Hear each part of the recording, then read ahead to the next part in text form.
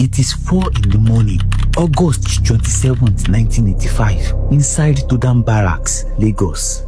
General Muhammadu Buhari is asleep. He has no idea that outside his bedroom, soldiers are quietly surrounding the building, not rushing in, not firing shots, just waiting, silent and patient. An hour later, he wakes up and somebody tells him calmly and almost politely that he is no longer the head of state of Nigeria.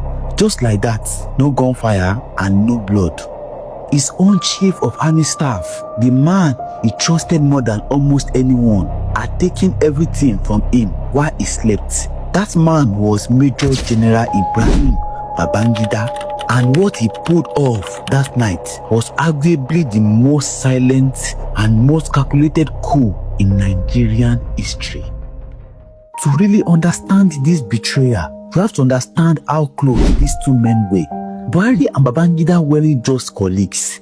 They had known each other for years. They fought together during the Nigerian Civil War. They came up through the ranks together. And when Buhari led the coup on December 31st, 1983, that overthrew President Shehu Shagari's government, Babangida wasn't just watching from the sidelines. He was one of the people who helped plan it. Good afternoon, gentlemen. When Buhari became head of state, he made Babangida his chief of army staff, second most powerful man in the country, and Buhari trusted him completely. And honestly, you can see why. Babangida had a quality Buhari didn't. He was charming, smooth, he knew how to read a room, how to manage people, how to make you feel like you mattered. Buhari was the opposite, hard, unbending, all principle and no patience. In a way, they complemented each other, or at least that's what Buhari believed. What he missed was that those same qualities, the charm, the political awareness, the ability to manage alliances, made Babangida genuinely dangerous. Buhari saw leadership as a duty. Babangida saw it as a game. And by mid-1985, he decided the game was his to win. When Buhari came to power, people were ready to welcome him. The Second Republic had been a disaster. Open corruption, rigged elections, and economy in free fall. Buhari promised discipline, and for a moment, Nigerians believed him. His war against indiscipline was almost theatrical in its seriousness.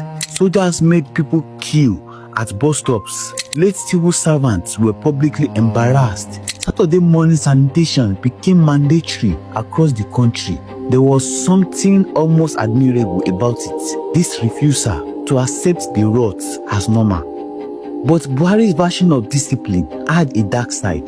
Decree 4 allowed his government to imprison journalists for publishing stories that embarrassed public officials. 2 reporters from The Guardian, Tunde Thompson and Onuka Irabo, were actually jailed under it. Not for lies, but for stories that made the government look bad. And then there was the economy. Buhari refused to go to the IMF, the International Monetary Fund. He believed Nigeria could fix itself on its own terms. It was a proud stance. It was also a costly one. Shortage got worse. People were queuing for basic things like rice, cooking oil, and milk. Inside the military, the frustration was just as raw. Senior officers felt shut out. Buhari made big decisions alone, barely consulting the Supreme Military Council.